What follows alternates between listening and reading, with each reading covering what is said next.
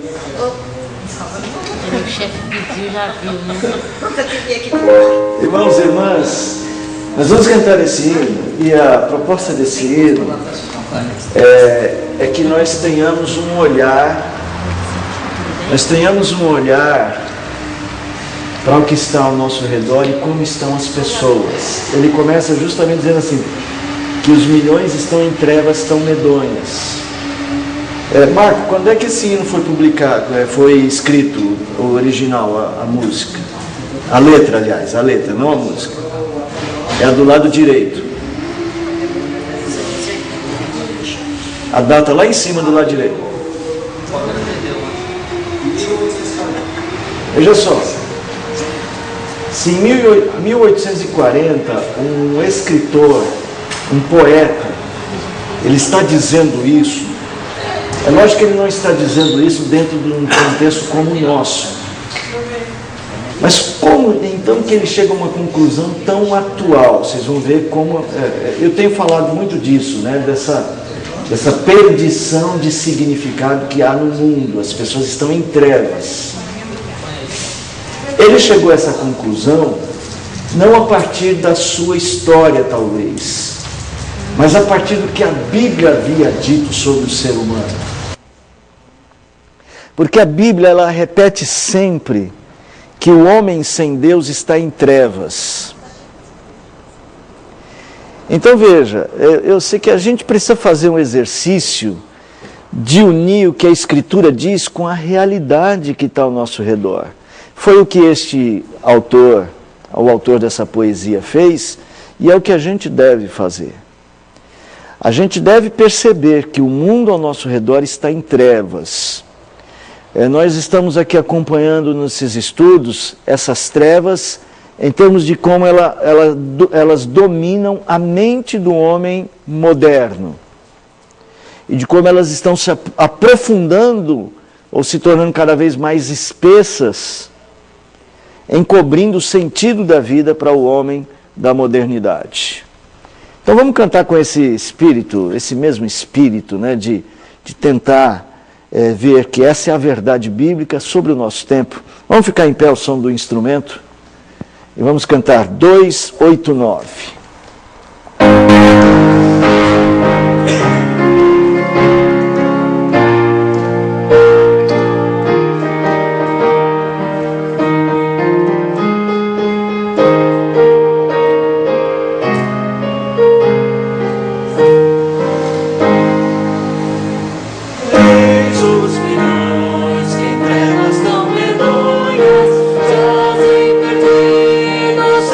Salvador.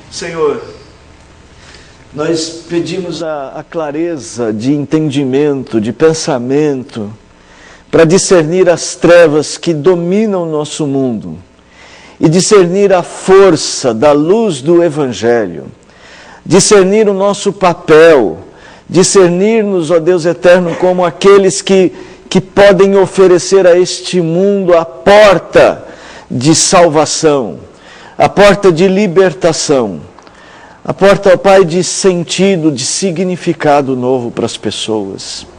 Ajuda-nos a entender, Deus, estas coisas, abre os nossos olhos, permita esta noite, Pai, que um pouco mais possamos nos aprofundar nesses estudos e um pouco mais, Deus, nos preparar para o que está diante de nós e para esta geração para a qual o Senhor nos enviou.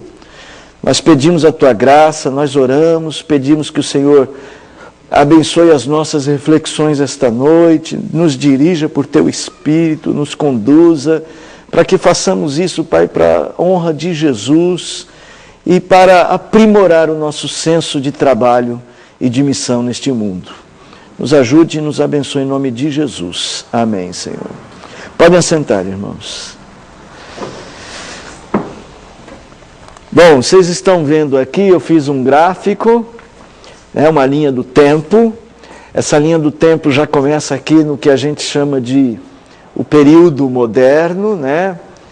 Começou um pouquinho antes, tá? Vamos lá, período moderno, vamos dizer que a Idade Moderna começa lá no ano 1200 aproximadamente, principalmente com obras como a do Dante Alighieri, depois com Leonardo da Vinci. Você começa a ter uma mudança no pensamento, né? Isso foi muito importante, uma mudança significativa para a humanidade, tá bom? Então essa linha do tempo hoje vai nos ajudar. O que nós vamos fazer com ela? Já já a gente vai mexer nela, mas só para você saber como é que ela vai nos ajudar. Eu vou tentar aqui de uma forma muito rápida ir mostrando como o pensamento foi mudando de uma maneira de ver o mundo a partir de Deus para uma maneira de ver o mundo a partir exclusivamente do homem. Então é o que a gente chama aqui de virada antropológica, né? É quando sai lá do pensamento teísta da Idade Média, em que Deus era a explicação de todas as coisas, não só o Deus cristão, tá? Mas que as pessoas consideravam que a explicação do mundo era um resultado de uma obra divina. Os gregos achavam que eram os deuses do Olimpo, outros achavam que eram outros deuses, os pagãos tinham os seus deuses, e os cristãos, eles olhavam na tradição judaico-cristã o Deus vivo e verdadeiro, que dá a resposta ao ser humano sobre o que é. Mas aí, o que é o mundo, o que é a existência. Mas há uma virada antropológica, o homem começa a se tornar o centro de todas as coisas. Isso aqui é matéria, digamos lá, hoje já é matéria do Fundamental 2, eu acho isso aí. Elvira? Já é no Fundamental 2, né? É que sabe que agora quem dá significado a todas as coisas, então, não é mais um Deus, isso é uma história para boi dormir, dizem alguns, não é isso? É um mito, é uma lenda, não existe, tá? Isso foi o poder das religiões, da dominação das religiões, mudou. Agora o homem é o que tem a sua resposta. Só que essa resposta do homem, ela foi mudando, passo a passo, ela foi mudando, porque assim, ela começou de um jeito, e ela vai passando por transformações até chegar aqui, neste novo período, tá bom? E aí já já a gente vai explicar passo a passo. Eu já tenho feito algumas vezes, hoje eu vou explicar de uma maneira um pouquinho diferente, para ser mais rápido. E aí o que nós vamos fazer?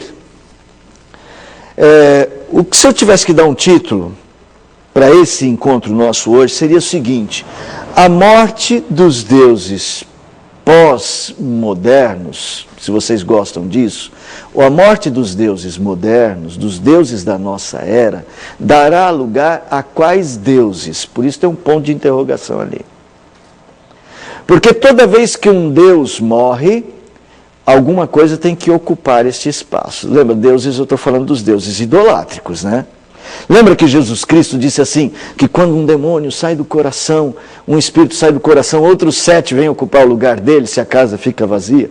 Esse é o sistema, é assim que funciona o coração do homem. O coração do homem precisa de algo para descansar.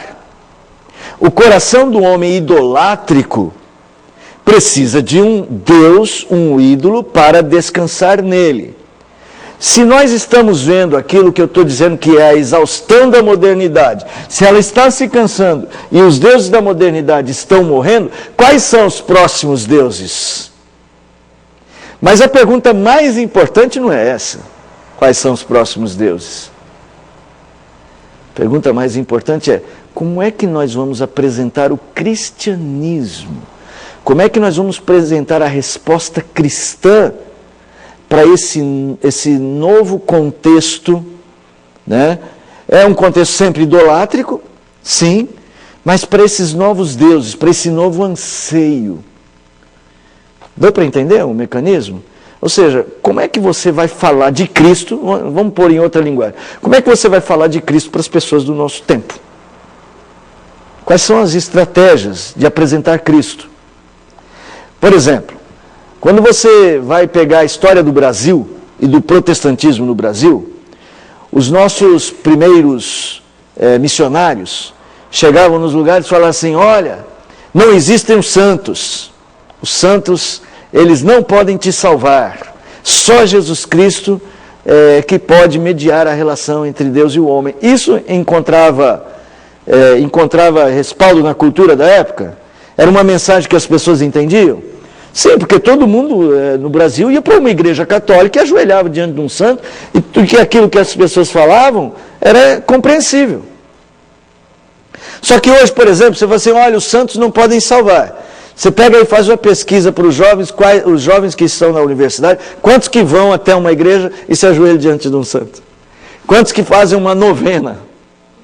Quantos que rezam um terço? Então, assim, se eu for pregar o evangelho com o mesmo modelo, assim, as pessoas vão falar: entendi, você não é católico, você é um cristão diferente.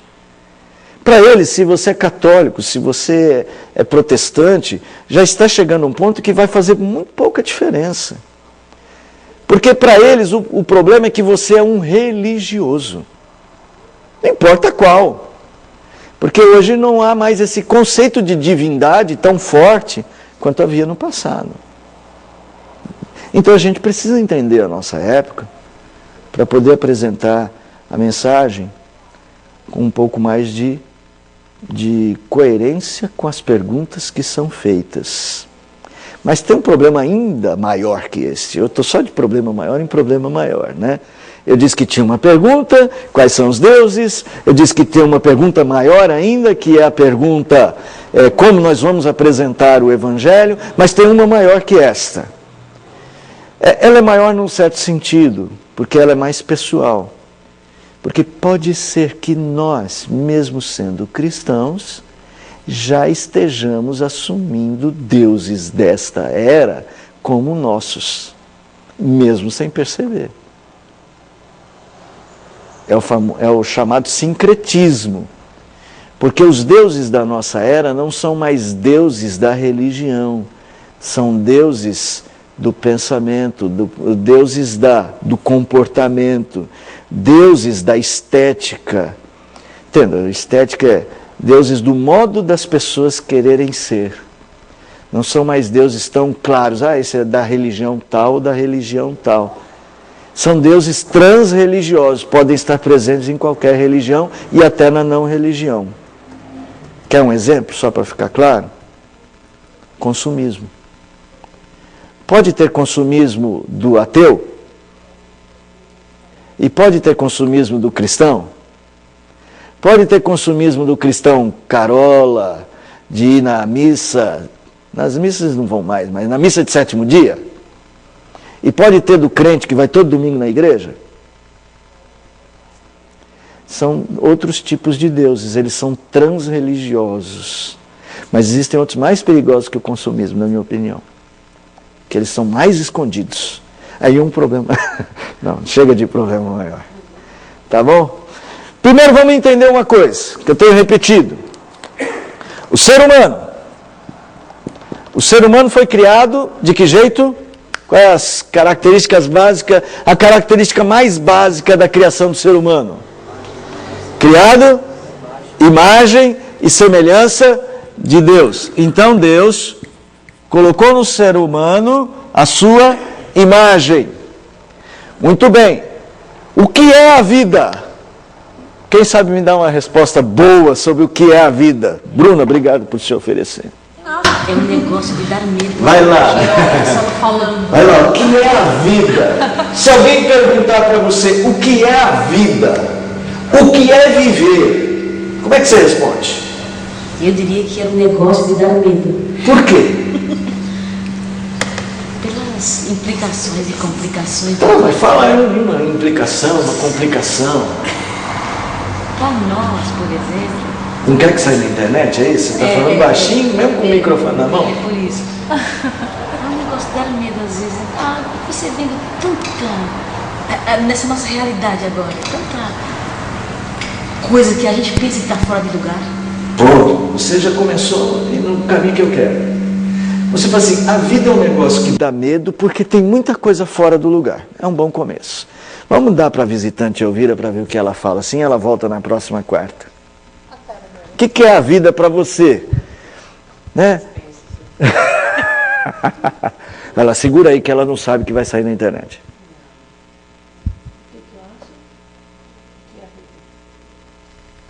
A vida, pensando de uma forma bem assim, básica, você tem um objetivo.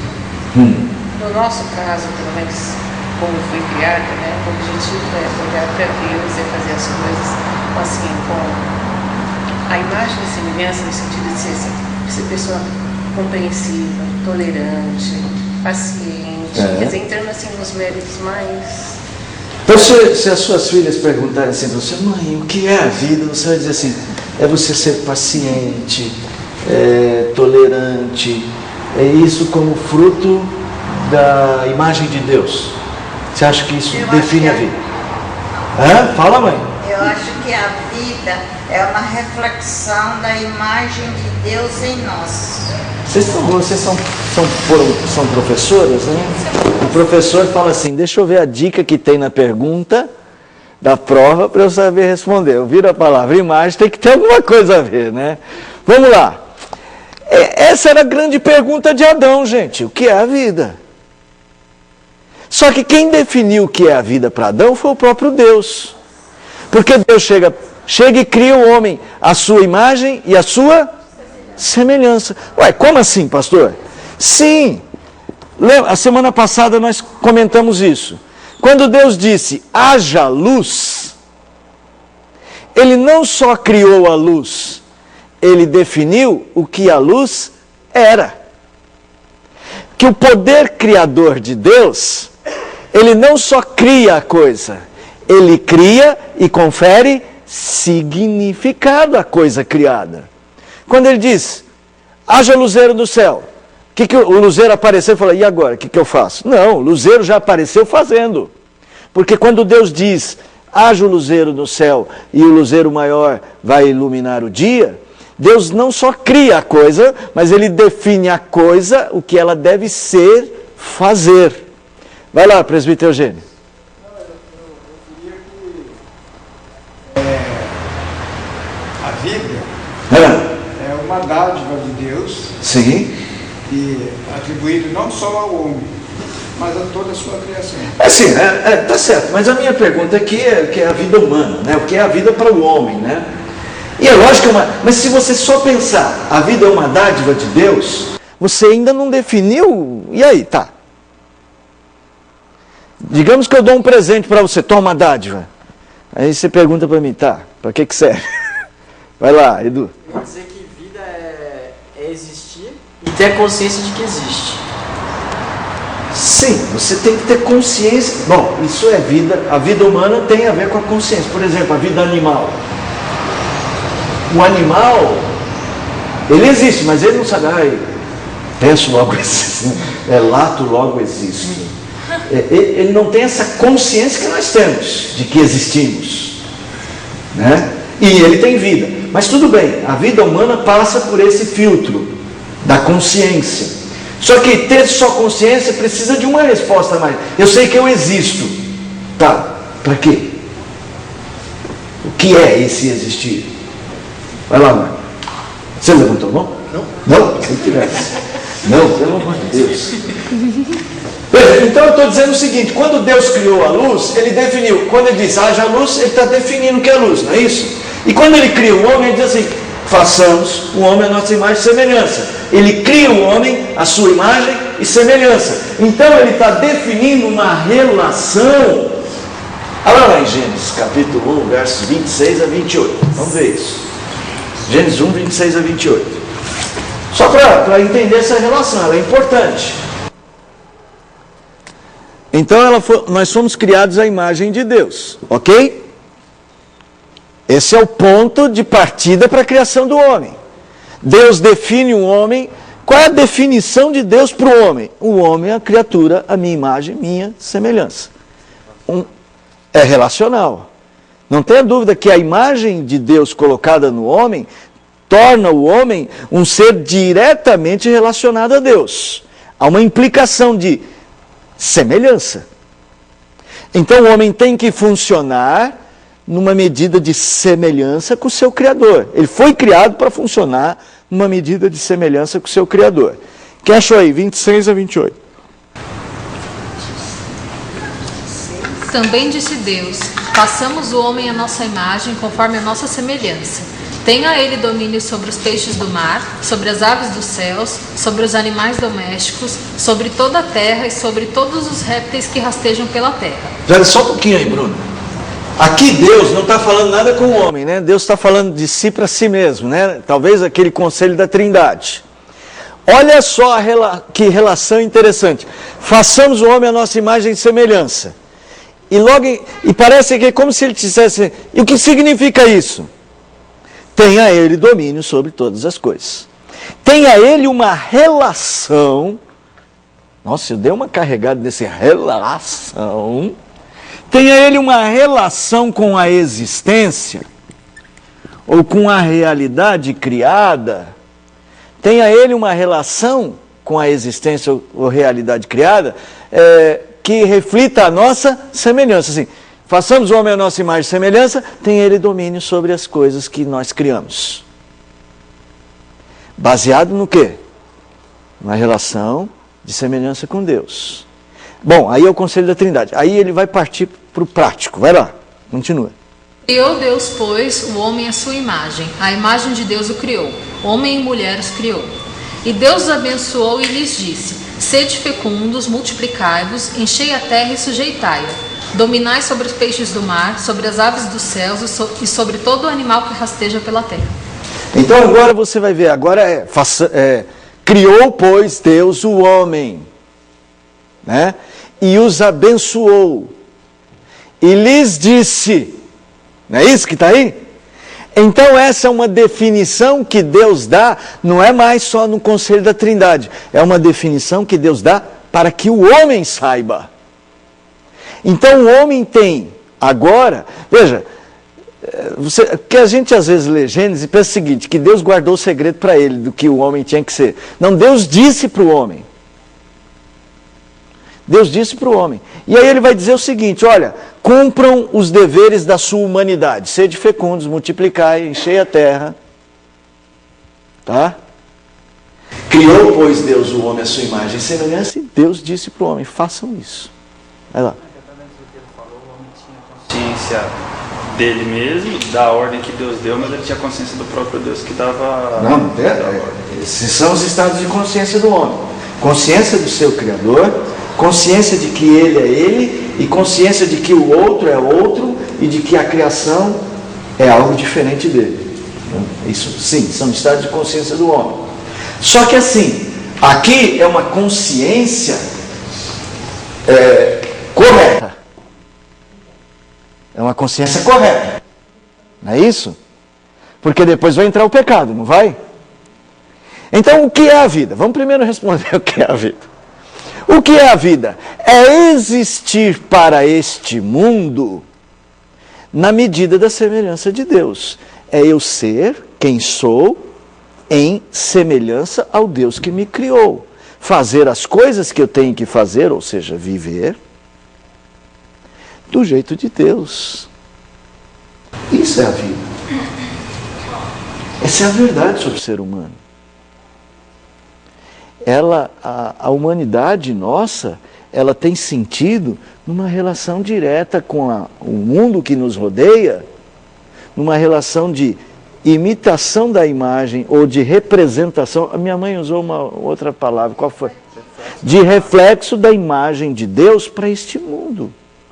Esse reflexo seria dado como? Nas coisas que eu faço, de uma maneira que Deus faria. Eu cuido do mundo para Deus, mas não do meu jeito, do jeito de Deus. Isso é a vida. A vida é simples. É viver do jeito de Deus. Bom, era simples. Fala. A vida, viver, seria fazer aquilo para o qual nós fomos criados. É isso mesmo. Viver é fazer aquilo, cumprir o papel para o qual nós fomos criados. Qual é? Representar Deus na criação. E o que Deus faz na criação? Deus cria, Deus cuida. Não é isso? O homem é criativo? O homem é criador? É, gente. Quem foi que criou isso aqui? Inventar alguma coisa é dar continuidade ao papel que nós temos que ter mesmo.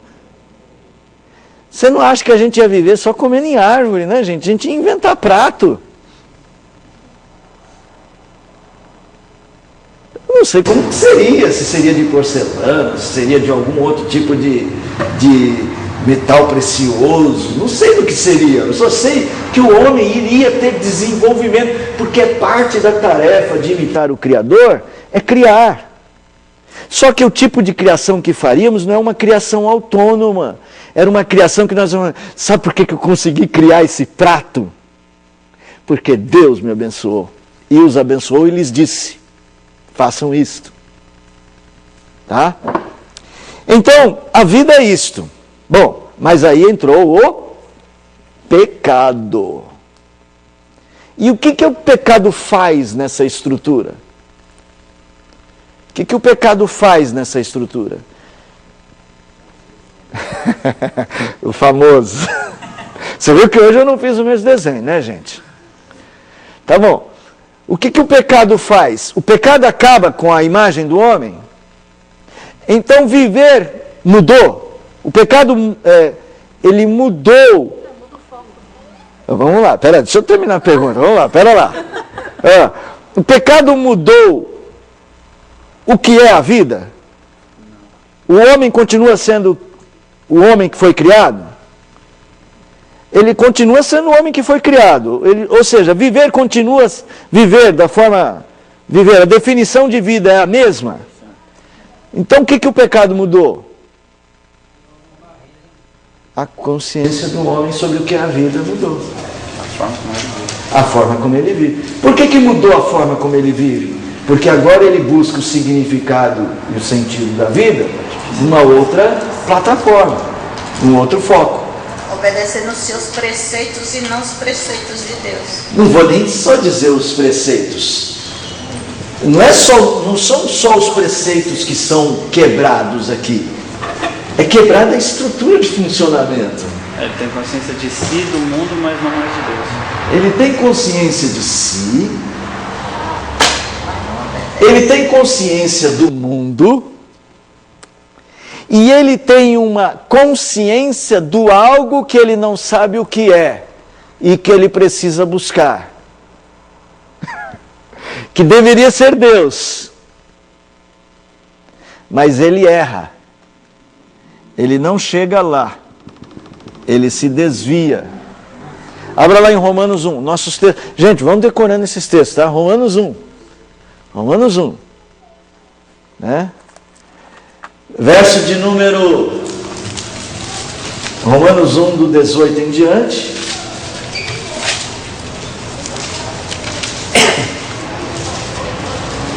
Vamos ler o 20 e 21. Alguém lê para a gente?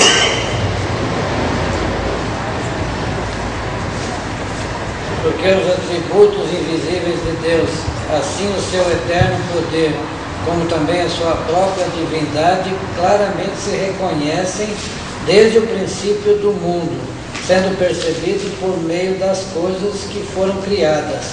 Tais homens são, por isso, indesculpáveis, porquanto, tendo conhecimento de Deus, não o glorificaram como Deus, nem lhe deram graças, antes se tornaram nulos em seus próprios raciocínios, obscurecendo-se-lhes o coração insensato.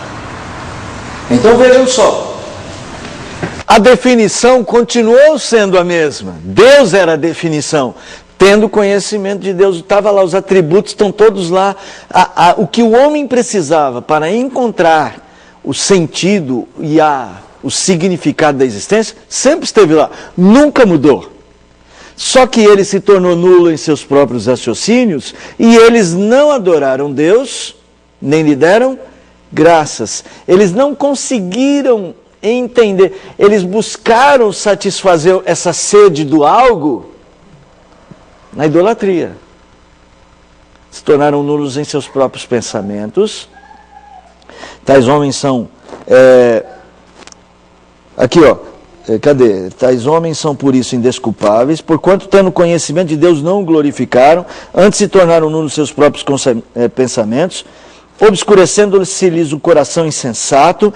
Verso de número 22 e 23. Inculcando-se por sábios, tornaram-se loucos, mudaram a glória de Deus incorruptível em semelhança de homem corruptível. E aí vai falar da idolatria. Idolatria, então, como nós vimos a semana passada, retrasada, é verdade, é a substituição de Deus. Ou seja, o que deu significado a esta vida, o que esta vida busca para lhe dar significado, não é mais Deus. Ele não descansa no significado que Deus lhe dá. Ele busca significado em alguma outra coisa. É lógico que aqui, lembra do ego, tudo mais, nós não vamos voltar nesse ponto, mas vamos ser mais práticos hoje. Então, essa busca de significado fora de Deus tornou-se ainda pior, ou tornou-se ainda mais aprofundada nesse período, nessa virada antropológica lá da Renascença. Tá? E aí nós vamos lá para a nossa linha do tempo um pouquinho, e depois a gente vai voltar para falar um pouco sobre o que é, então, essa situação? Como que é essa situação... uma coisa que eu não disse aqui. Tá, aqui está o homem vivendo sem Deus, não é isso? Sem Deus, buscando significado e sentido para a sua vida fora de Deus.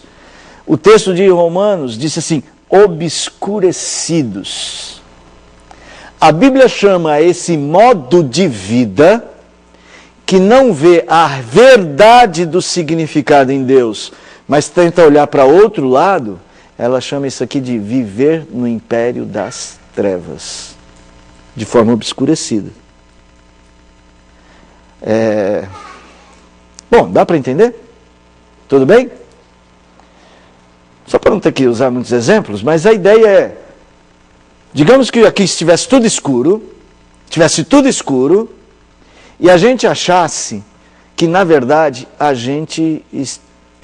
nós estamos... Ficou tudo escuro, não dá para ver um palmo à frente do nariz. E a gente fala assim, já sei onde eu estou. Eu estou no cinema. E a gente está na igreja. E a gente age como se estivesse no cinema. A gente vive como se estivesse no cinema. Não, Caverna de Platão fica muito platônico. Vamos pegar uma coisa mais esdrúxula, um pouco. Não, vamos pensar assim. Ficou tudo escuro, a gente não consegue ver. Mas a gente concebe na mente que a gente está na roça. E a gente vive como se estivesse na roça. E a gente começa a se relacionar com este espaço como se ele fosse a roça. De repente a luz acende. E a gente vê que não está na roça, a gente está na igreja. Assim, a Bíblia diz que o homem que vive a sua vida sem entendê-la a partir de Deus está nas trevas. Ele está vivendo uma realidade que ele pensa que é real, mas é mentirosa. É o famoso, deixa eu explicar, não sei quem gosta de filme aí, é o famoso, quem já assistiu? Matrix. Quem não assistiu, vale a pena assistir. E com isso na cabeça. É o que esse filme retrata. Ele propõe essa realidade. De que as pessoas vivem numa realidade que elas acham que é real, mas ela é falsa. Ela é mentirosa. Tem uma hora no filme... Bom, não deixa lá, não vou falar nada. Depois vocês assistem. Deixa o filme. Todo mundo assistiu, tem que falar agora. Filme de 99? Não, nem todo mundo assistiu. 99%. Tem uma hora no filme que eu particularmente falo assim, vem cá, quem é que está certo? É quem está na Matrix ou quem está em Zion? Quem assistiu, fez essa pergunta? Como é que eu sei que é quem está em Zion que está certo e não na Matrix? Como é que vocês acham? Como é que vocês chegaram à conclusão? O filme induz você a pensar isso. Eu acho que as máquinas, elas tinham muito benefício em fazer com que as pessoas acreditassem na Matrix, no mundo da Matrix. Então, com as pessoas acreditando naquele tipo de mundo, elas tinham um benefício. A partir do momento que o homem se revolta contra as máquinas, aí que ele pode talvez ter algum tipo de liberdade, porque até isso eles perderam. Então eu acho que nesse sentido quem estava em Zion é que... Então vamos lá, aqui está em Matrix, aqui está Zion. Gente, vamos mudar de assunto não, né? Vai rapidinho. Talvez seja o meu cristianismo que me induz a isso. É porque ninguém sai da Matrix para ir salvar ninguém em Zion. Você sabe o que significa Zion? Sei. Sião. Ninguém sai da Matrix para ir salvar alguém em Zion. As pessoas da Matrix estão autossatisfeitas. Mas tem gente que sai de Zion para ir para a Matrix, para salvar pessoas. Não é interessante? Vale a pena assistir. Vale a pena assistir. Eu acho que talvez seja o meu cristianismo que me induz a isso. Tem, parece. Na virada antropológica, o que acontecia antes aqui? Deus, não só o Deus cristão, mas a divindade, era que dava sentido ao mundo dos homens. Podia até ter respostas idolátricas, podia ter ídolos, mas eles eram todos ídolos divinizados, divinos. Se explicava muita coisa a partir dos deuses, inclusive os cristãos também. Né? Na virada antropológica, no renascentismo, o homem passou a ser o centro de todas as coisas. Pode falar. Vai lá, fala. Não, eu defendo o renascentismo. Não, eu também defendo em algumas coisas, mas... Não, porque assim, ele é muito tratado em algumas escolas como essa revolta ou do homem com a religião ou do homem com Deus, sendo que na verdade ele era um movimento ainda que estava muito preocupado dessa questão da relação com Deus. Sim, ele não muda, a virada antropológica... Ele aumenta o valor do ser humano nesse... Sim, e isso é muito bom. Mas ele não... A ideia não é romper com Deus. Mas ele sai do teísmo para uma ideia diferente de Deus, que a gente chama de deísmo. Qual era a ideia? De que Deus continua existindo. Deus não morreu ali. Deus continua existindo. Só que assim, foi dando cada vez mais força ao funcionamento da natureza, do naturalismo. Ou seja, Deus existiu, aí o deísta, a gente usa essa linguagem para dizer, deísta quem que é? Aquele que crê que Deus criou todas as coisas, pôs para funcionar, foi embora e está só observando. Ainda havia muitos cristãos, eles criam em Deus, mas em geral as pessoas começaram a pensar assim, Deus existe, é muito bom, vamos continuar olhando para Ele é muito importante, só que é o seguinte, a gente tem que resolver as coisas aqui. Então aí criou-se o que se chama de 2 andares. O andar da divindade e o andar da natureza. Tá? Que ficou famoso com a divisão de natureza e graça do São Tomás de Aquino. Tudo bem. Deus continua existindo. O que funciona é a natureza. Só que houve um processo de evolução deste pensamento em que a ideia naturalista ganhou cada vez mais força. Aí você vai ter aqui o surgimento de pensadores como Francis Bacon, aquele cidadão, o Descartes. O que eles vão começar a fazer? Eles ainda eram cristãos. Francis Bacon era um cristão devoto, né? Eles ainda eram cristãos, mas aí eles começam a valorizar a ideia do homem trabalhar a natureza até de forma metodológica, científica. Ninguém estava brigando com Deus até aí. Mas começou a existir. Lembra dos deuses que estavam dando significado? Eles ainda eram divinos lá atrás. Agora o homem começa a buscar significado num outro tipo de ídolo. Um ídolo mais humano. O humanismo foi tomando mais forma.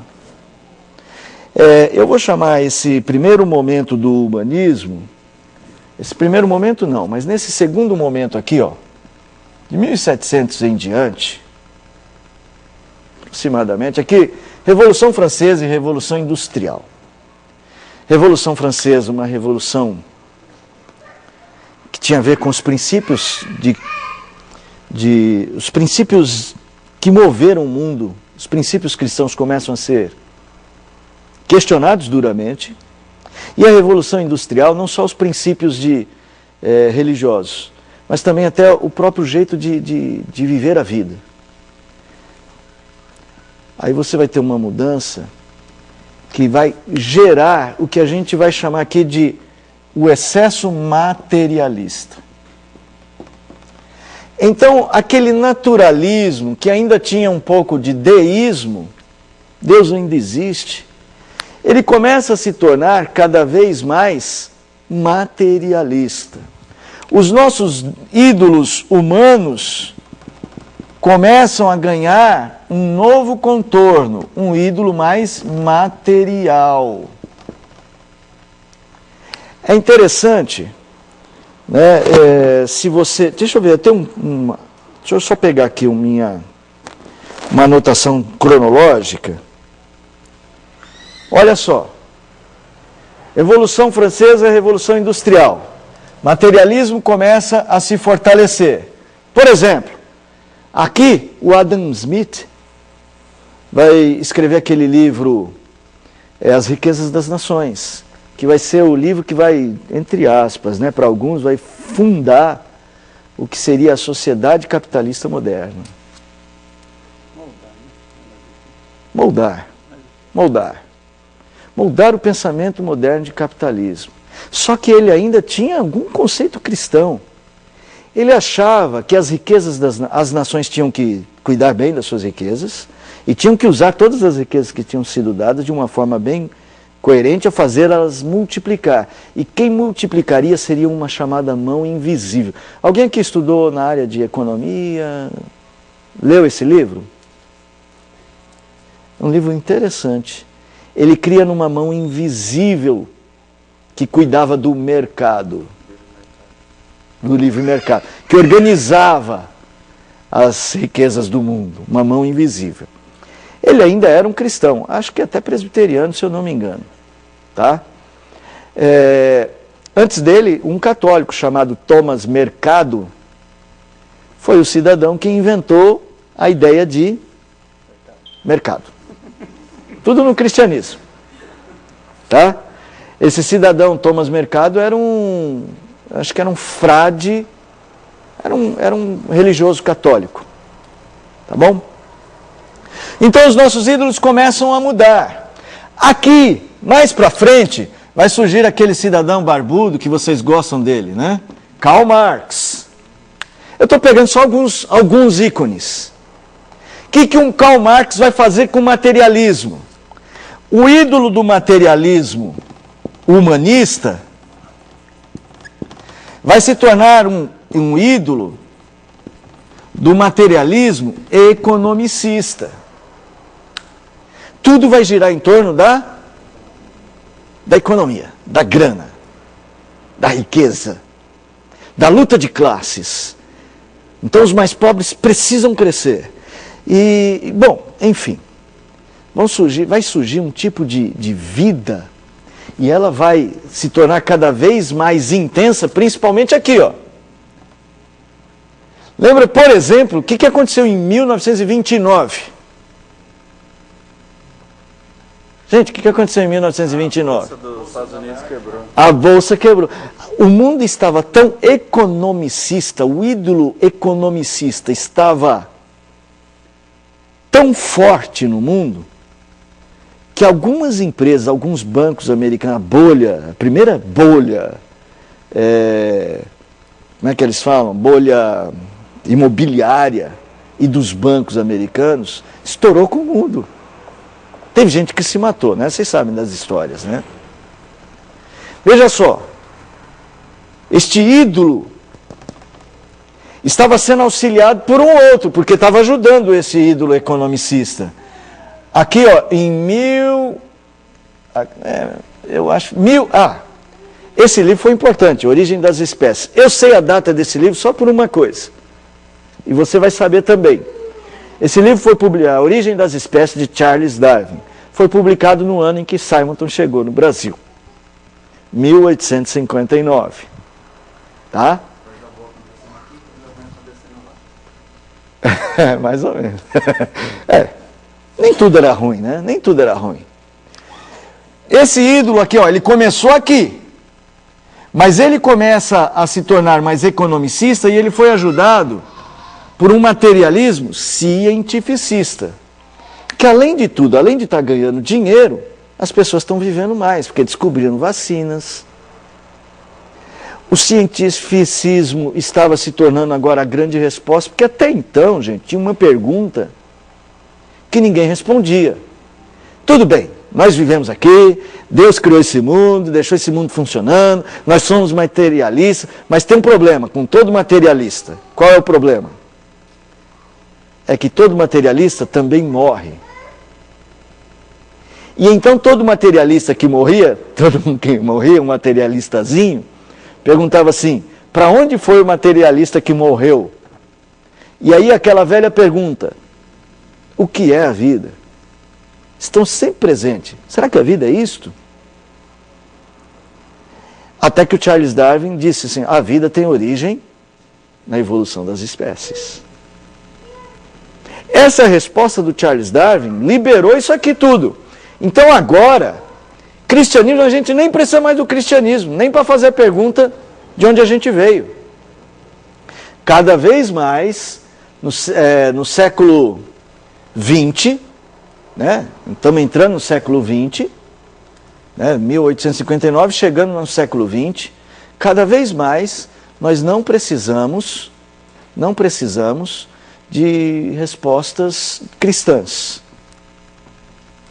Mas teve um problema, né? Teve 3. Eu coloquei 3 só aqui. As guerras. A primeira, a segunda e a guerra do Vietnã. A guerra do Vietnã que durou 20 anos, se eu não me engano. Sem contar o comunismo, a Guerra Fria, que veio depois. As mortes, lá na Revolução Russa, naquelas, 1917 ali, né? Naquele início. O século XX não foi um século bom. E o cientificismo ficou com um problema. Nós progredimos, mas pioramos. A pergunta voltou à tona. Qual é a pergunta? É isso que é a vida? Viver é isso? O que eu estou tentando fazer nesse quadro? Perceba que os ídolos nascem, os ídolos morrem, os ídolos são substituídos. O que vem dando sentido e significado à vida, nasce, morre, é substituído. Aí chegou um cidadão, deixa eu ver na minha linha do tempo aqui quando é que ele nasceu. Não, Cazuza não. 1856, mas a obra dele ficou conhecida mesmo, né, no século XX, é o Sigmund Freud. Exatamente. O Freud, o que eu posso dizer sobre o Freud? O Freud ele tem um impacto na humanidade, quer dizer o seguinte para a humanidade. Até então tudo estava muito racional, né? Cientificismo, economicismo, tudo a gente resolve. É um problema de luta de classes? É um problema de falta de remédio? O que é? Aí o Freud vai dizer assim, não, gente, o problema é que a gente tem um mundo interior que atrapalha a gente a organizar um mundo exterior. É o nosso subconsciente. O homem é um reflexo de uma coisa que ele não sabe o que ele é dentro dele. Então o Freud, ele não cria, mas ele ajuda aqui, ó, logo após as guerras, a obra dele, né? Logo após as guerras, a criar uma nova maneira de ver a vida, subjetivamente. Subjetivismo. Isso, gente, perdura até hoje. As pessoas, qual é o ídolo quem é que dá significado à vida humana? O que é a vida para as pessoas? É o que ela é interiormente. Então aí as nossas respostas sobre o que é a vida, elas são sempre muito pessoais. Até quando eu pergunto o que é a vida para você, se você responder uma coisa diferente do que eu respondo, fica todo mundo bem. Porque o importante é o que é a vida para você e não para mim. A resposta cristã é objetiva. Vivemos a partir de Deus. O ídolo moderno é subjetivo. Por que ele é pior? Veja só, eu disse no início, bom, aqui o ídolo mudou, né, gente? O ídolo mudou, né? O ídolo mudou. Ele agora é subjetivista. Ele é materialista, mas ele é um materialismo da autossatisfação. Bom, não é à toa, eu acho que ele ainda está presente, bem presente, que ele agora está cada vez mais intenso, no sentido de que, por exemplo, você é alguém na medida em que você consegue se expor, ser valorizado. Facebook, por exemplo. O existencialismo está ali no Sartre depois das guerras, né? É existencialismo. É que o existencialismo é um filho do materialismo. Né? Não tenha dúvida, ele é altamente subjetivista. Então, assim, no nosso tempo, o subjetivismo está cada vez mais intenso. Por exemplo, na igreja. Acho que eu falei isso a semana passada. Há subjetivismo na fé cristã, nos cultos nossos? Quando eu falo nós, falo genericamente. Pode ser que em alguns não, mas é muito comum, por exemplo, a necessidade de um culto cada vez mais emocionalista e pessoal. Já viram aquela frase famosa, né? O culto foi bom. Por quê? Chorei com a mensagem.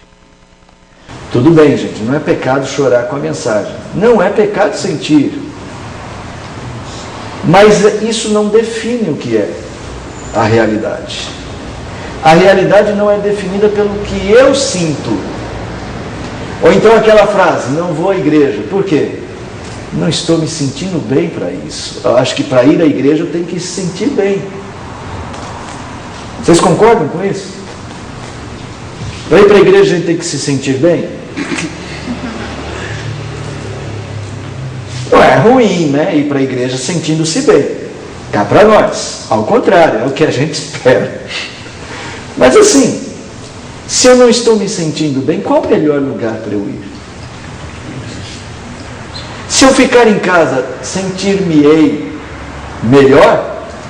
Assistindo Faustão. De que jeito?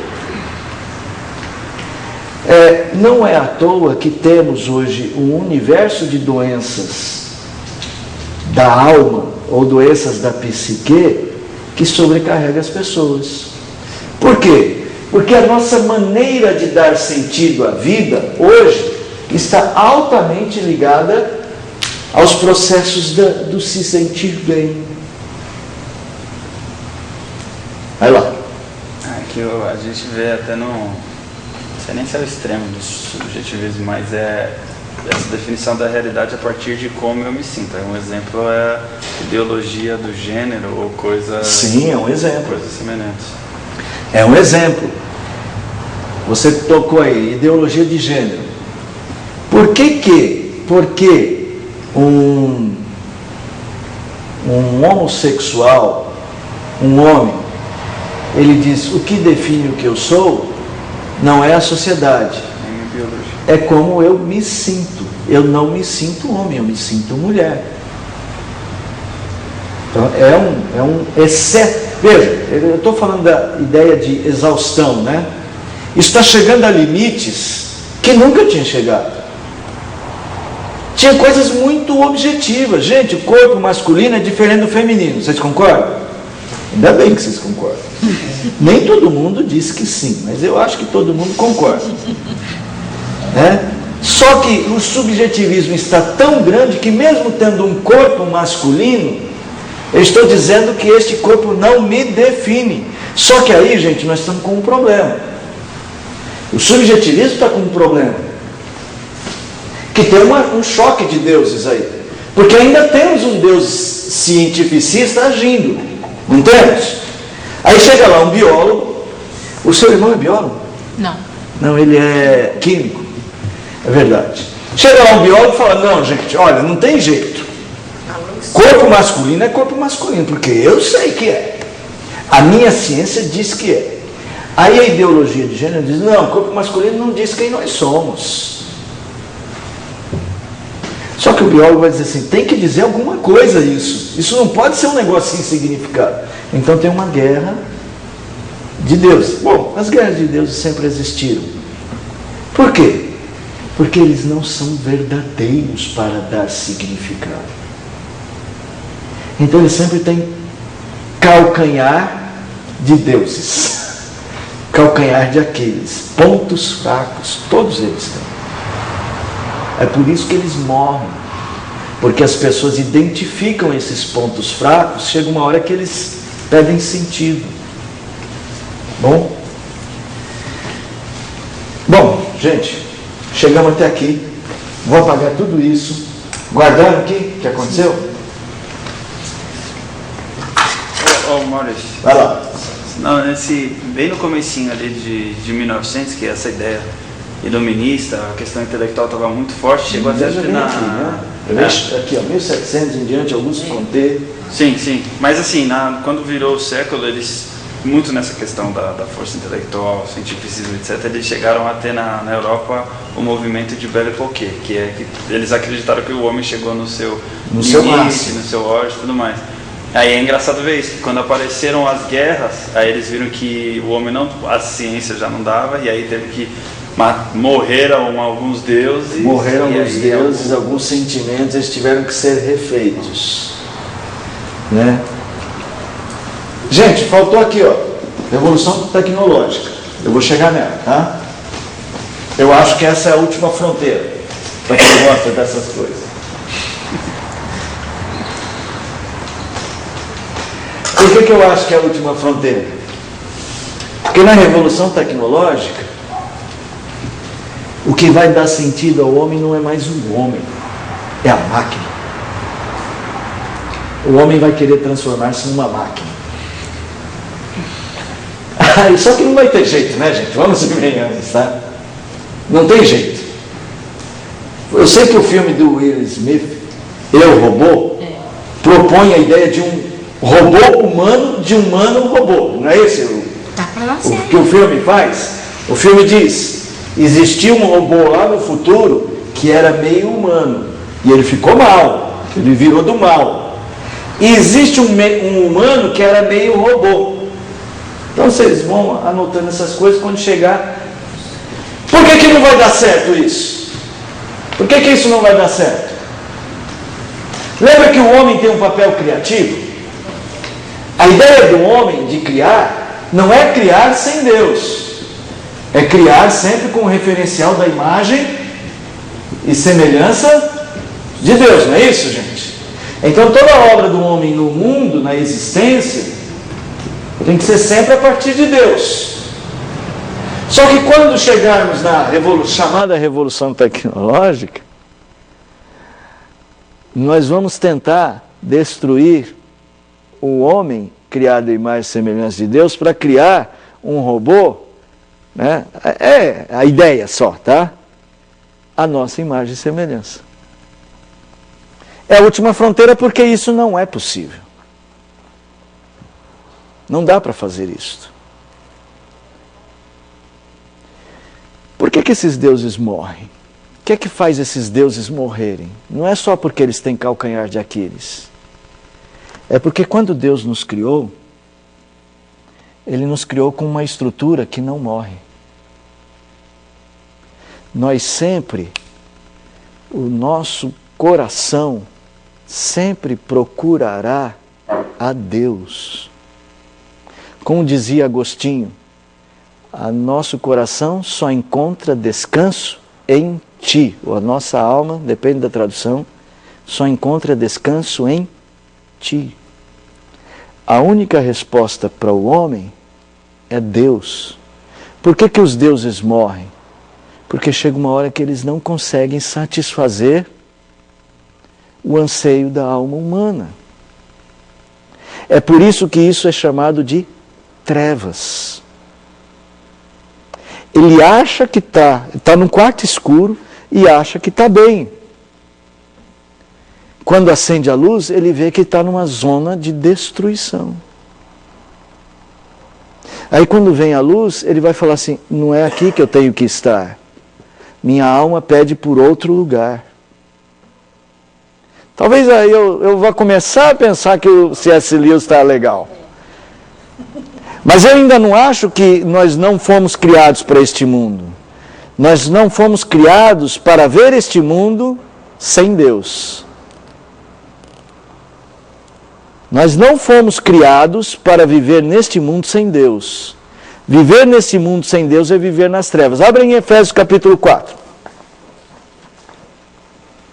Efésios 4.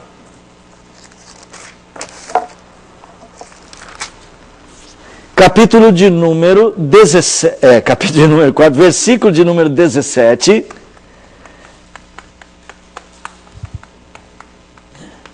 Até 19. Alguém lê pra gente.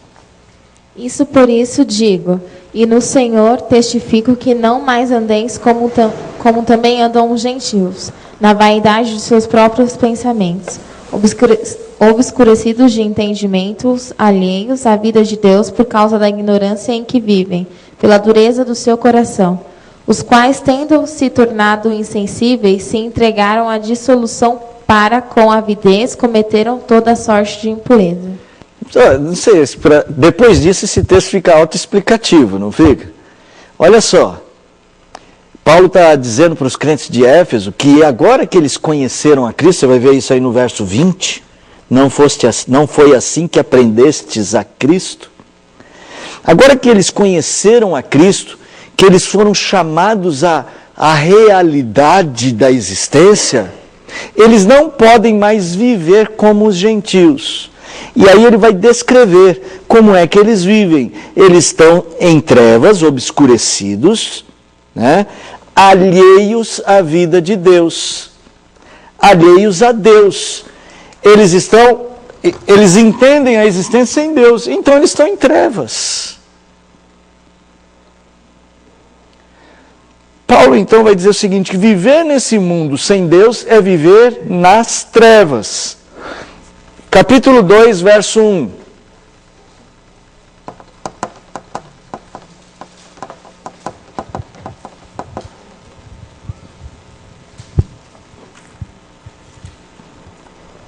Ele vos vivificou, estando vós mortos nos vossos delitos e pecados. Ele vos deu vida, estando vós mortos nos vossos delitos e pecados. É como Paulo vai dizer assim, viver neste mundo é viver num lugar onde não se pode viver a vida completa se não for com Deus. Ou melhor, vamos melhorar essa frase. Viver nesse mundo sem Deus é viver de forma incompleta a vida. Então é viver morto. É não ter vida. É nesse sentido que a Bíblia diz que eles estavam mortos. Eles estavam vivos, mas estavam mortos. Porque eles não viviam a vida de fato. Porque a vida de fato é viver, lembra a primeira posição? O que é a vida? É viver a vida do jeito de Deus. Expressando ou refletindo a imagem e semelhança de Deus. Quando Deus deixa de ser o seu ponto de significado, o ponto de partida, você vive a morte, o caos. Mais ainda em Efésios, Efésios capítulo de número 5, verso de número 8.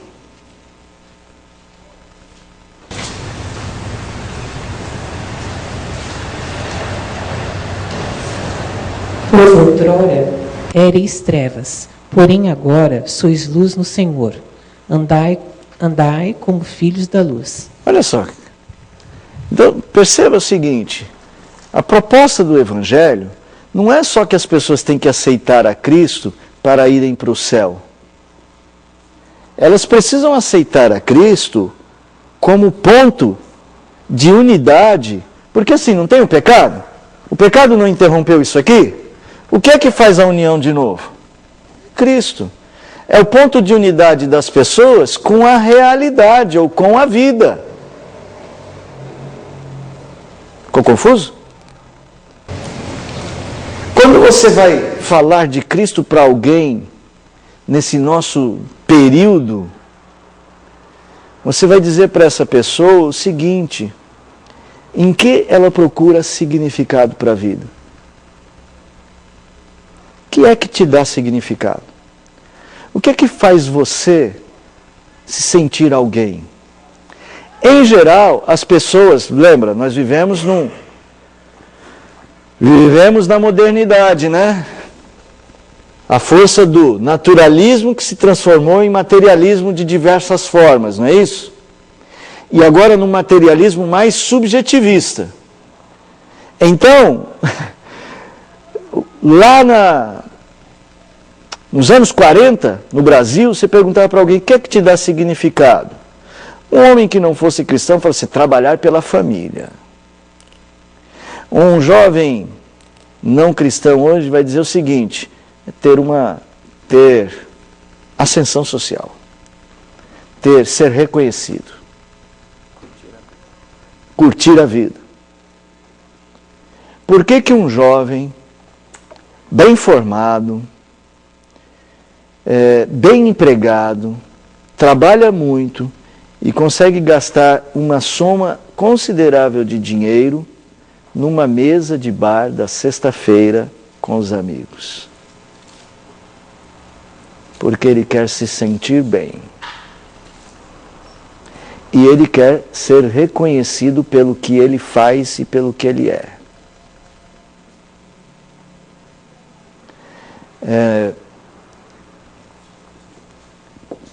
A gente está criando filhos para serem super-heróis.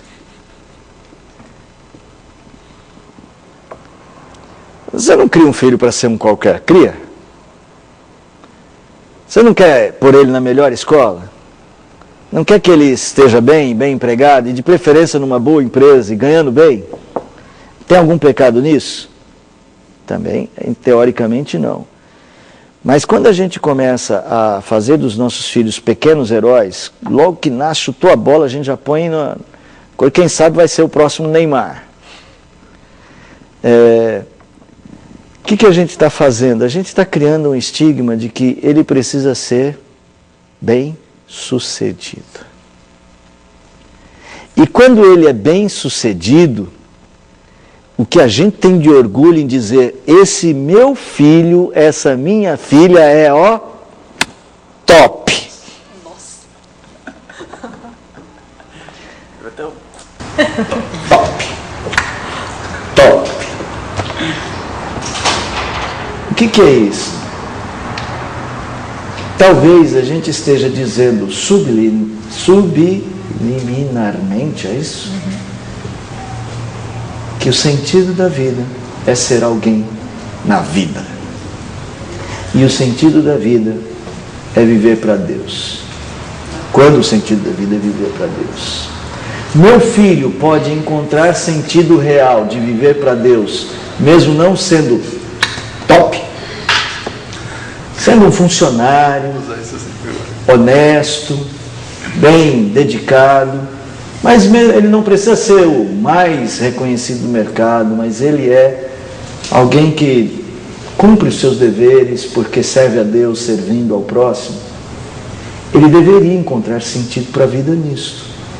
Mas se ele hoje entrar numa empresa e ele não for tudo aquilo, e a empresa dele não for a maior e a melhor do mercado dele, talvez ele não se sinta bem. É assim ou não é? Ou eu que sou pastor, que não vivo no mercado e que estou imaginando coisas? É assim? Eu acho que tem um pouco disso, sim. Da pessoa se sentir que tem que ser melhor, trabalhar no bom lugar e tal. Mas isso também a pessoa não vive. Até que ela chega num momento que ela percebe que ela luta tanto, faz tanto, depois ela nunca se sente bem. Então vem o estresse e outras coisas. Pronto. E a pessoa dá uma paradinha lá para... Oi, Elvira. Sim. A pessoa, ela tenta se completar no projeto pessoal de chegar lá. Isso é uma maneira dela satisfazer essa sede. Porque o chegar lá é aquele algo que ela espera dar significado no lugar de Deus. Só que tem uma hora que ela descobre o quê? Acho que eu não vou chegar lá. Que é terrível, né? Eu, quando me formei lá atrás, eu achei que eu seria maior, eu já falei isso, né? Seria o maior consultor do Brasil. Eu ia ser o futuro Camargo Correia. Na época, Camargo Correia era a grande empresa. Até a hora que o tempo vai passando, você fala assim, é melhor eu mudar de ideias. É melhor mudar de projeto. Eu não sou tão bom assim. Né? Gente, é isso, sabe? A gente chega nas limitações dos nossos deuses, no calcanhar de Aquiles deles. Eles morrem. E é por isso que ela não está feliz, porque ela descobriu que não é assim. São finitos. À medida que nós apresentamos o Evangelho, nós temos que saber que este é o ciclo de criação, morte e substituição de deuses da nossa época. A gente tem que apresentar Cristo como aquele que dá significado sempre, não importa se você é rico, se você é pobre, se você é conhecido, se não é. A viúva pobre teve reconhecido o significado da sua vida sem precisar muita coisa. O publicano que bate no peito é reconhecido sem precisar ser o maioral. A mulher que lava os pés de Jesus não precisa ter nenhum nome na Bíblia. Essa ideia de que quem nós somos, o que é a vida, é que precisa ser trazida para o nosso tempo. Porque as pessoas estão procurando vida em coisas que morrem. Gente, e procurar vida em coisa que morre é procurar a morte. Não é à toa que o sábio diz assim, há caminhos que para o homem parecem direito. No final eles são o quê? Errados? Caminhos de morte. É como se ele estivesse dizendo, há caminhos que para o homem parecem ser caminhos de vida, mas no final eles são caminhos de morte, é isso? Tem uma frase que fala que a definição de fracasso não é falhar em alguma coisa, mas sim ter tido sucesso em algo que não importava. Interessante. Gostei. Interessante. Transportando para o que a gente está dizendo, eu concordo. Fracasso. Bom, sabe como uma das definições de pecado, o pastor Marcos falou na outra semana? Errar o alvo. Uma das definições do pecado é errar o alvo. é escolher coisas para dar significado em substituição a Deus. Você não tem significado porque você usa uma roupa de marca. Você não tem significado porque você vai no cabeleireiro de marca. Você não tem significado porque o seu carro é melhor que o do outro. Você não tem significado porque o seu emprego é melhor que o do outro. Ou porque a sua remuneração é maior que a do outro. Porque a sua casa é mais bonita que a do outro. Que a sua ideologia política é melhor que a do outro, que a sua ideia sobre Estado é melhor que a do outro. Você tem significado na medida em que você vive o que vive, sendo realizado por Deus, sentindo-se realizado em Deus. De vez em quando a gente anda meio down, né? E a gente fica assim meio sem graça na nossa vida. Nessa hora, você tem que se perguntar qual é o Deus que está te controlando. Abra lá em Mateus. Mateus 6. Essa questão de adotar um Deus é uma questão fundamental do amor último. É o amor que controla você. É o amor que está no seu coração. Opa, desculpa. Mateus 6 vai estabelecer o padrão do amor como uma maneira de avaliar isto. Verso 24. Não, antes. Eu deveria ler desde o verso 19. Então vamos fazer assim uma leitura panorâmica do verso 19. Aí eu vou pedir para ler o verso 24, tá bom? Aguenta aí, vai. Não acumuleis tesouros na terra, que eles morrem, tá? Estou fazendo uma leitura. Esses deuses morrem. Acumuleis para vós outros tesouros nos céus, onde Deus não morre. Tá bom? Deu para entender o que eu estou fazendo aqui.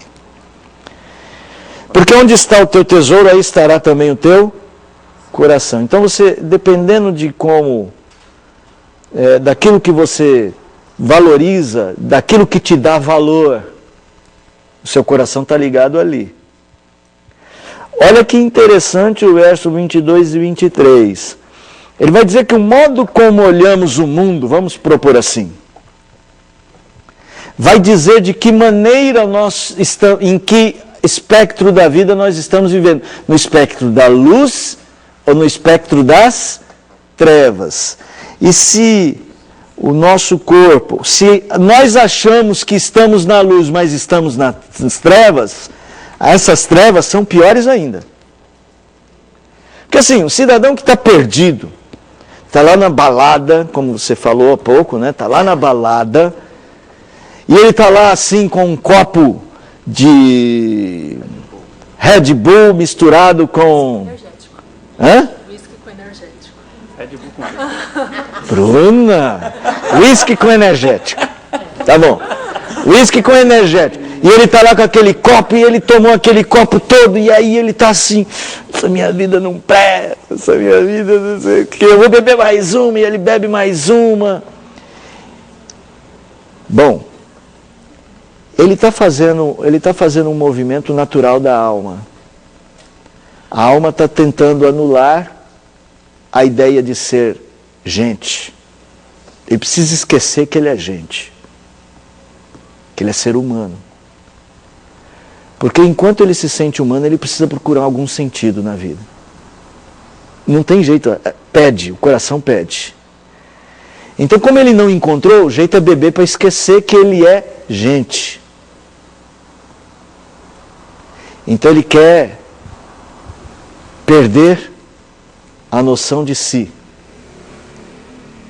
Eu tenho uma tese, mas como eu não sou nem psiquiatra, nem psicólogo, eu fico com ela só para nós, tá? Não espalhe isso por aí. Eu acho que boa parte das doenças ligadas ao sentimento de depressão, quando ele é depressão da alma, como diz depressão espiritual, como diz o Martin Lloyd-Jones, que as pessoas, o grande efeito é as pessoas querem se isolar e muitas delas querem dormir. Eu tenho a impressão que elas querem se esquecer de que precisam de significado. Só uma tese pessoal. Aquele jovem que está lá bebendo, né, ele está nas trevas. Mas as trevas dele são ruins, mas ainda são melhores do que aquelas trevas do cara que está nas trevas, mas acha que está na luz. Porque enquanto ele ainda acha que está na luz, ele está caminhando mais para dentro das trevas. Lê agora o 24. Ninguém pode servir a dois senhores, porque ou há de odiar um e amar o outro, ou se dedicará a um e desprezará o outro. Não podeis servir a Deus e a Mamon. Ponto. Às vezes, vivemos esquizofrenicamente nos dois caminhos. E Deus diz, não dá. O seu cristianismo precisa ser um cristianismo de afirmação de significado em Deus. Eu preciso encerrar. Então, como eu não vou continuar esses estudos, a gente vai mudar, né? Chega, né? Chega. Foi demais. Depois, um dia a gente volta. Tá? Eu quero só dizer uma coisa, que eu fiz uma pergunta. Quais são os próximos deuses? Eu acredito que essa era, a era da modernidade, que pôs o homem como resposta de si mesmo, está morrendo. Eu acho que a revolução tecnológica está caminhando para nos dar sentido a partir de uma coisa diferente de nós. Talvez a ideia de um mundo de máquinas. Em que as máquinas nos digam o que fazer. Parece que essa ideia é bem... Explica aqui para mim esse livro. Vai lá. Vem aqui, meu filho. Ele é tímido, mas ele é um menino que fala muito bem.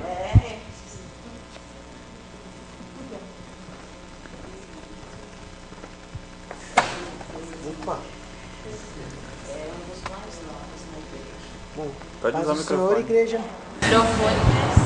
Vou ministrar agora. Deixa eu ver se está ligado. Tá. Bom, hoje veio mais gente do que o de costume. Né? Então, eu comecei a ler esse livro, O Guia Definitivo do Mochileiro das Galáxias. Eu não sei se alguém já ouviu falar. Conhece, Jonathan? Não li, mas já ouvi falar. Já ouviu falar. Esse livro é um dos poucos livros que fala qual que é o sentido da vida. Porque os nossos personagens desse livro, eles saem pelo universo inteiro procurando o sentido da vida. A Terra já é pequena o suficiente para dizer o sentido da vida, eles passam a procurar pelo universo. E eles acabam encontrando uma máquina que ficou durante muitos anos calculando o sentido da vida. E a máquina vai e diz a resposta, que imagino que o Jonathan deve saber qual que é a resposta, né, Jonathan? Que é 42. A máquina calcula e diz que é 42. Compartilhei com o pastor esse livro. Ele achou interessante, né, que a resposta foi um número, um número, né, e não uma resposta subjetiva. Aí, achei interessante compartilhar, né, porque é um livro grosso, desse tamanho. Eles ficam o universo inteiro pesquisando o sentido da vida, encontram, não era o que eles esperavam, mas estamos aí. Isso aqui é importante, achei bem interessante essa leitura, porque ela vai assim ao encontro exatamente dessa pergunta. Parece mesmo que essa é a ideia dos novos filósofos. Já que nós seres humanos não encontramos respostas em nós, não encontramos na natureza, não encontramos nas riquezas. Haja vista a Europa, toda rica e ao mesmo tempo destruída. Não estamos encontrando no subjetivismo, porque a gente não se aguenta como ser humano. Então, quem sabe as máquinas vão nos redimir? Eu acho que isso combina com filmes como Eu, Robô, que eu citei, filmes como Wall-E. Embora no filme Wall-E, quem não assistiu, vale a pena assistir, há parece que uma reversão, uma possível reversão da humanidade. Mas você fique para pensar. E achei interessante nisto. Quem vai dizer qual é o sentido da vida é uma máquina. E o sentido da vida é dito em linguagem de máquina. 42. Bom, ele só mudou uma coisa do que a gente já sabia. A vida não começa mais aos 40, mas aos 42. Obrigado, viu? Obrigado. Ô, pastor, e não é só isso.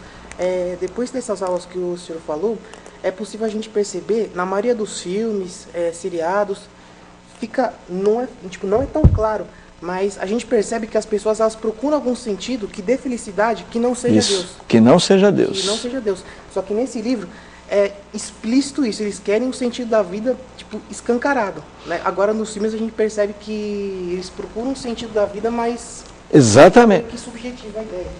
Veja só, separei aqui uma música. Zélia Duncan. Obrigado, vai.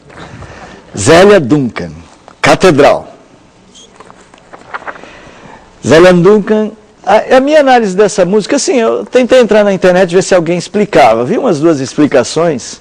Não, eu só esqueci, se eu não me engano, naquele livro, não é a geração que pergunta para a máquina que tem a resposta. Então, eles perguntam para a máquina, a resposta vai vir em tantos milhões de anos, e aí as gerações têm que esperar até a máquina conseguir responder, e todo mundo fica pelo menos nessa expectativa. Bom, a gente não tem, mas alguma geração, algum dia vai ter o sentido da vida. A máquina um dia veio para nos dizer o que é a vida, né?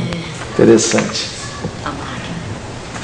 A minha explicação sobre essa música, assim, é lógico, gente, não conheço o autor ou a autora, mas vou tentar encontrar as perguntas que ela propõe. Ela diz o seguinte, que ela atravessou um deserto, ninguém viu, ela estava sozinha, ela não pôde ver que o céu era maior, tentou dizer alguma coisa, mas percebeu que estava longe de chegar, mais perto de algum lugar. A minha pergunta é, a quem ela se dirige, a quem ela procura? A minha resposta parece que ela procura ela mesma. Quem eu sou? Qual o sentido do que eu sou? Por quê? Ela diz, é deserto onde eu te encontrei. Você me viu passar, eu estava só, olhei para mim, me vi assim. Olhei para mim, me vi assim. Estava perto de eu encontrar, mas tornou-se longe. No silêncio, uma catedral, um templo em mim, onde eu possa ser imortal.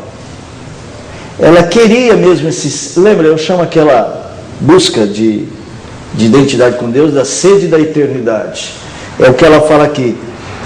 O templo dela, o Deus que ela procura, ela queria eternidade nele. Mas ela sabe que não acha, sempre que ela procura ele foge, ela está mais distante, parece que aquele Deus morre e fica mais distante. E ela diz assim, mas vai existir. Vai resistir nosso lugar. Até lá, solidão. Não sei, gente. Tudo bem, você pode dar tantos sentidos para isso aqui. Para mim, parece refletir muito essa alma humana. Essa alma humana sem respostas. Aí. Pastora, que você falou do jovem, me veio uma pessoa que eu conheci, um jovem, né? E a vida dele é essa, ele trabalha muito e ele bebe muito e dorme. E eu estou tendo contato muito com a família dele, com a mãe dele. E aí eu falando com a mãe dele, ela falou, Rosi, isso é vida. Aí um dia eu conversando com ele, ele falou assim, você fala, sem precisar, você fala do jeito que você é. E eu preciso beber para falar e para dormir. Né? O pastor falou ele bebe para se esquecer. E pra Veja, não é só beber para esquecer as tristezas. É beber para esquecer que é ser humano. Porque enquanto você se sente humano, você precisa de significado. Mas ultimamente até os próprios psiquiatras ou psicólogos, sei lá quem, nunca andei nesse tipo de pessoas, né? Não precisei, graças a Deus. Mas Fiz tudo para não rir, gente, mas não eles deu. já dão medicamentos já para dormir. Por quê? Porque eles Porque as pessoas precisam, gente. O que atormenta as pessoas são elas próprias. A consciência de não ter sentido na vida machuca. Gente, escuta só. Isso é importante. A consciência de não ter sentido na vida machuca. A gente tem que ter misericórdia. As pessoas fazem de tudo para achar algum sentido na vida. Você levantou a mão? Levantei. Não, aqui no começo de Memórias Póstumas de Brás Cubas... Ao verme que primeiro roeu as frias carnes do meu cadáver, dedico com saudosa lembrança estas memórias póstumas. Melhor dedicação, Júlio. Nunca esqueço isso. Aprendi quando lá no fundamental. Ele, quando ele está perto de morrer, ele tem um delírio, e aí nesse delírio ele viaja e consegue ver os tempos. E aí conforme ele vê os tempos, ele vê que o homem está sempre atrás de algo que ele identifica que é ilusão. O homem corre durante todas as épocas atrás dessa ilusão, e aí quando ele consegue abraçar essa ilusão sai dele e sai dando risada. E aí quando ele tem noção da vida, ele fala, eu entendo por que Jó desprezou a vida. Essa é a conclusão que ele chega. Interessante, interessante. Irmãos, é isso. Só uma coisa, assim que eu falei pra Bianca, quando você estava lendo a letra dessa música, não sei se eu interpretei errado. Aqui não tem erro, eu também não sei se eu interpretei certo, mas é a minha interpretação. Não. Como a gente está na era do subjetivismo, vale a pena. Cada um interpreta de um jeito. Achei que ela diz isso, que eu disse que diz, mas diga o que você acha que diz. Então, eu acho que, assim, você ouvindo, parece que você estava falando daquela parte obscura que a gente leu no texto, que ela não sabe onde ela está, e aí quando a catedral, sei lá, o silêncio se acabar, ela vai aparecer e vai estar em outro lugar. Sempre se posterga esse sentido. Eu já vi eu li uma interpretação cristã de que ela está procurando Deus e não consegue encontrar. É possível. Não sei se ela daria o nome Deus, como a pessoa que interpretou, mas é o mesmo sentido. Eu procuro o sentido da vida, é Deus. O sentido da vida é Deus. Ela não consegue encontrar. Então ela está tentando se encontrar. Porque assim, gente, Calvino diz, você quer se encontrar? Quer se conhecer? Conheça Deus. É isso mesmo, a vida é isso. Entendeu? Então faz sentido aquela interpretação cristã. Só que aí deu uma roupagem meio evangélica, né? Eu estou dando uma roupagem mais humanista, de que ela está procurando sentido para si, e sempre que ela tenta, que é o Deus que está dando sentido, ele some. Ou ele morre, ou ele posterga, ela não encontra. É isso, gente. Por hoje é só. Eu gosto demais desses assuntos, eu estou estudando bastante sobre esses assuntos. Essa aula, ela vai ter uma certa continuidade numa aula que eu vou dar domingo na escola dominical, que eu quero indicar esse livrinho aqui que eu gosto. Ainda não li ele todo, não. Valeu faltando na aula do jovem. Né? Eu não li ele todo, não. Os Quatro Amores de C.S. Lewis. Precisa, né? Compra logo porque está esgotando, hein? O cara falou para mim que está todo mundo comprando esse livro. Eu também até admirei, porque pouca gente conhecia. E assim, a minha aula é sobre sexualidade cristã. Como a ideia cristã de sexo, ou de intimidade familiar, dentro do sexo na família, ela é importante para encontrar certas coisas do sentido da vida. E ele vai fazer uma distinção entre 4 categorias aqui, por isso que é 4 amores, né? O amor filéu, o estrógeno, o amor ágape lá em cima, o amor Eros, o amor ágape ele chama de caridade, né? Aí o outro, estou fugindo aqui. Ele vai chamar de afeição, que é um amor comum, você tem afeição pelas coisas. O amor filéu, que tem amor com amizade, que é a afeição estorge. A fraternidade, o filéu. Este amor eros. E o amor caridade, ou caris, que é um amor superior. Ele vai dizer como esses 4 amores, eles dão estrutura para a vida humana. Gostei. Espero terminar de ler até domingo. Eu chego lá. Domingo você vai dar aula? Mas é lá embaixo, né? Lá embaixo, de manhã.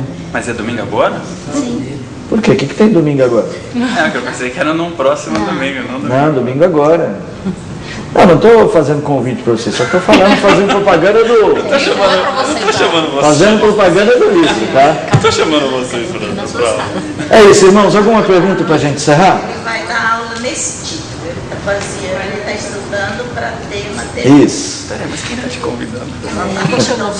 Todos são convidados, assim, mas não é uma... Depois dessa, Já que isso tem tanto. Vamos ficar em pé e vamos orar? Vamos orar. Elvira, que legal que você está aqui. Fiquei animado por ver você aí. Tá bom? Vou falar para o seu esposo chegar sempre cedo para você ter o carro para ver. Tá? Ele chegou, ele está trabalhando, que chegou perto dele. Ele trabalha até as 11. Então vai lá para Dani. Tá certo.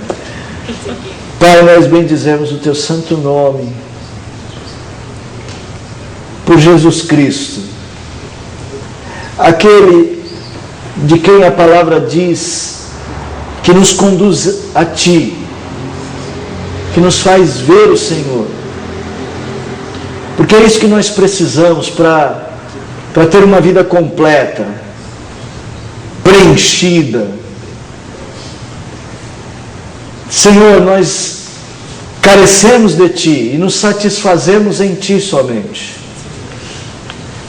Ajuda-nos a apresentar a este mundo esta mensagem de vida, neste mundo que está nas trevas. Ajuda-nos a resplandecer como luzeiros. Permita-nos a sabedoria de fazer isto com consciência e de maneira mais profunda. E ajuda-nos, Pai, quando nós mesmos estivermos buscando sentido, significado naquilo que não é o Senhor, para que em tempo algum, Pai, vivamos em trevas. Nos abençoe e nos guarde, nos ajude a refletir mais sobre isto, no nome de Jesus. Amém.